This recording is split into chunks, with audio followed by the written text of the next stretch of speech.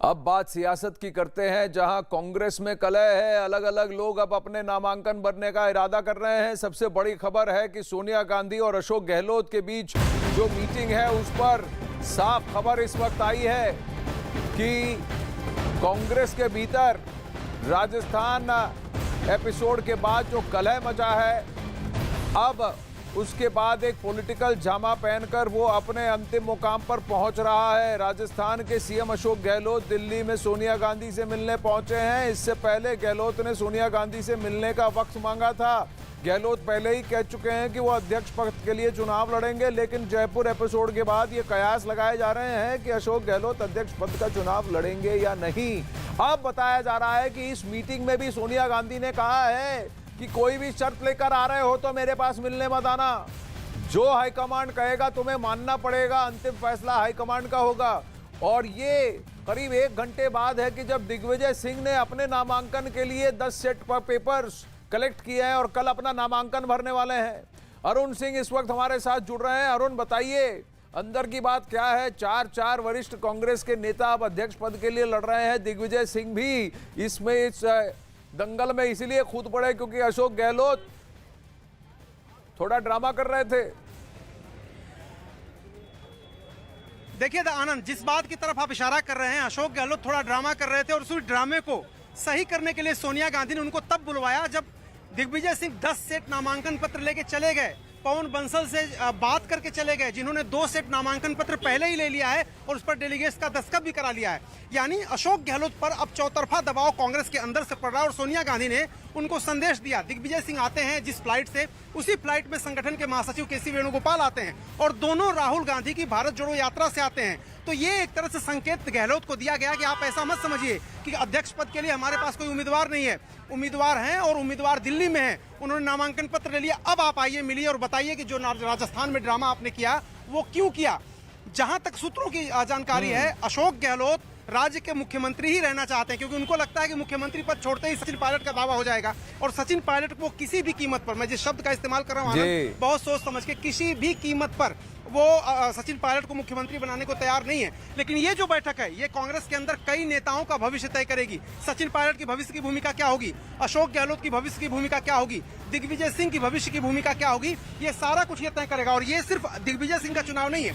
अगर दिग्विजय सिंह अध्यक्ष बनाते हैं तो मैं आपको बता रहा हूँ, कांग्रेस पार्टी के अंदर कई गुट हैं और दिग्विजय सिंह अगर अध्यक्ष बन गए तो कांग्रेस पार्टी के नेताओं के अंदर जो सेकेंड लाइन की लीडरशिप है, जो वरिष्ठ बहुत हैं लेकिन गांधी परिवार के बाद जिनको सेकेंड लाइन लीडरशिप कहा जाता है, उनके अंदर भी कई तरह के परतें हैं, कई तरह के गुट हैं। तो क्या अशोक गहलोत, आपने देखा कि मुकुल वासनिक गए अशोक गहलोत से मिलने, पी चिदंबरम चले गए दिग्विजय सिंह से मिलने। तो ये आपको साफ इशारा कर रहा है कि कांग्रेस आला कमान ने अशोक गहलोत को उनकी हद बताने के लिए ये सब कुछ एक तरह से आयोजित किया है। और अब गहलोत जब यहाँ पे बैठे हैं बातचीत की टेबल पर सोनिया गांधी के सामने, तो यकीन मानिए उनकी बार्गेनिंग पावर लगभग खत्म सी हो गई है। बार्गेनिंग पावर खत्म हो गई है, या वो कहें कि देखो आपको हाईकमांड सेंटर में जो करना है करते रहिए, स्टेट मेरे कंट्रोल में है, मैं मुख्यमंत्री ठीक ही सही, राष्ट्रीय अध्यक्ष मुझे नहीं बनना है। ये बात भी कर सकते हैं अशोक गहलोत। जैसा आपने कहा, राजस्थान की कुर्सी उनकी गई तो यानी उनका पॉलिटिकल विकेट बहुत ज्यादा ही वीक हो गया,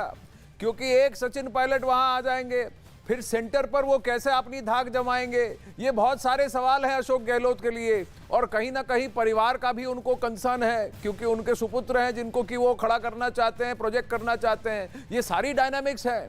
लेकिन हाईकमांड के पास क्या ऑप्शन है?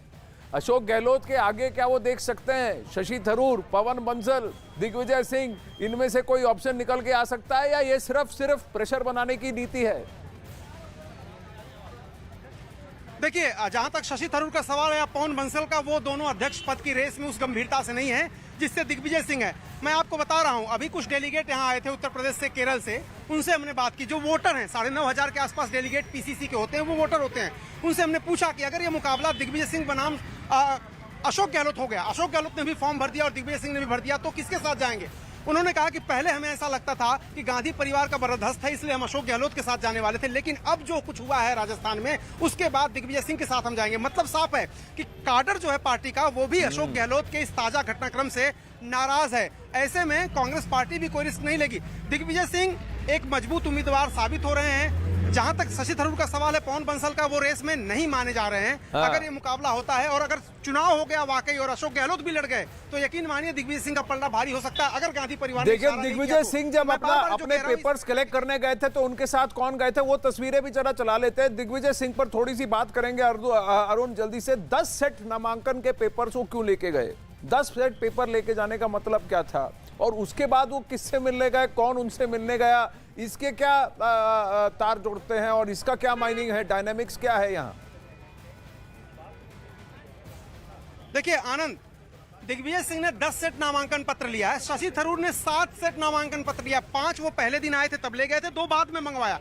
कोई भी व्यक्ति किसी व्यक्ति के लिए नामांकन पत्र लेके जा सकता है। 2 सेट पवन बंसल ने लिया। जब राहुल गांधी ने अध्यक्ष पद का चुनाव लड़ा था तब वो 50 सेट नामांकन पत्र उनके लिए भरा गया था। ये एक पैन इंडिया आपकी एक्सेप्टेबिलिटी दिखाने की बात होती है कि आपने डेलीगेट से साइन कराए, उत्तर प्रदेश से, आपने केरल से कराए, आपने कर्नाटक से कराए, आपने कश्मीर से कराए, आपने यूपी से कराए। तो 10 सेट नामांकन पत्र लेके जाने का मतलब होता है नामांकन तो वैध हो जाता है अगर 1 सेट आपका सही हो गया, उसमें कोई त्रुटि नहीं है। लेकिन नामांकन सेट ज्यादा इसलिए भरा जाता है कि ज्यादा से ज्यादा समर्थन दिखा सके, ज्यादा से ज्यादा डेलीगेट के दस्तखत। जैसा कि आपको मालूम है आनंद, एक नामांकन पत्र पर 10 डेलीगेट का दस्तखत होना जरूरी है। तो अगर दिग्विजय सिंह 10 सेट जमा करते हैं तो एक कोशिश ये होगी कि पैन इंडिया एक्सेप्टेबिलिटी मेरी है, मेरे लोग हर प्रदेश में हैं, इसलिए वो 10 सेट लेके गए हैं। जी, दिग्विजय सिंह पर क्या उनके पास वो क्लाउड है जो पहले होता था? क्या अभी इनमें से सबसे ज्यादा ताकतवर अशोक गहलोत की ही पोजीशन है, क्योंकि एक राज्य के मुख्यमंत्री हैं और कम से कम 90 विधायक उनके साथ हैं? इससे ज्यादा क्लाउड क्या किसी और नॉमिनी में है कि नहीं जो इस रेस में है अध्यक्ष पद की? ये बहुत बड़ा प्रश्न है। अरुण धन्यवाद।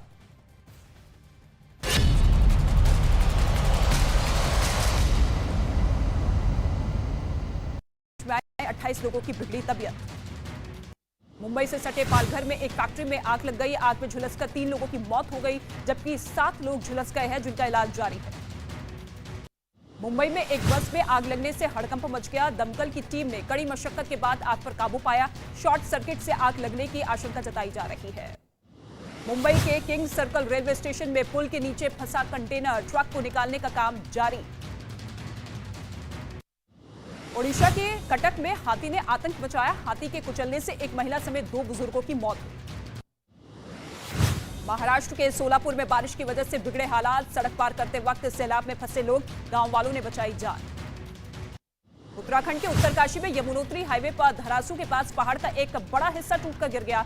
सड़क पर मलबा गिरने से गंगोत्री यमुनोत्री हाईवे बंद किया गया। हजारों की संख्या में मार्ग में फंसे यात्री। आज से मिशन गुजरात पर पीएम मोदी 2 दिन के दौरे के दौरान गुजरात को देंगे कई हजार करोड़ की सौगात। अहमदाबाद में 36वें राष्ट्रीय खेलों का भी शुभारंभ करेंगे। कांग्रेस में राजस्थान की तकरार का दिल्ली में होगा फैसला। सीएम अशोक गहलोत और सचिन पायलट की आज हो सकती है सोनिया गांधी से मुलाकात। दिग्विजय सिंह भी कर सकते हैं अध्यक्ष पद के लिए नामांकन। कांग्रेस की भारत जोड़ो यात्रा का आज 22वां दिन। केरल के मलप्पुरम के चुंगधारा गांव से शुरू हुई यात्रा। राहुल गांधी के साथ भारी संख्या में नजर आए कार्यकर्ता। असम के डिब्रूगढ़ के दिनजान में रक्षा मंत्री राजनाथ सिंह ने सेना के जवानों का हौसला बढ़ाया। राजनाथ सिंह के सामने जवानों ने गीत गाया। इस मौके पर आर्मी चीफ और सेना के कई और अधिकारी भी मौजूद रहे। जम्मू कश्मीर के नगरोटा में सेना के जवानों ने एक प्रदर्शनी का आयोजन किया। मेले में जवानों ने किया शक्ति प्रदर्शन। दिल्ली में सफाई कर्मचारियों ने मुख्यमंत्री आवास के सामने किया प्रदर्शन। कई महीने से सैलरी और भत्ता न मिलने से नाराज है कर्मचारी। केंद्र सरकार ने नए सीडीएस की नियुक्ति की है। Lieutenant general retired Anil Chauhan देश के अगले सीडीएस होंगे। विपिन रावत की हेलीकॉप्टर हादसे में मौत के बाद खाली था पद। सुप्रीम कोर्ट के सीनियर एडवोकेट आर वेंकट मणि होंगे देश के नए अटॉर्नी जनरल नियुक्त। 1 अक्टूबर को संभालेंगे पदभार। राष्ट्रपति ने जारी की अधिसूचना।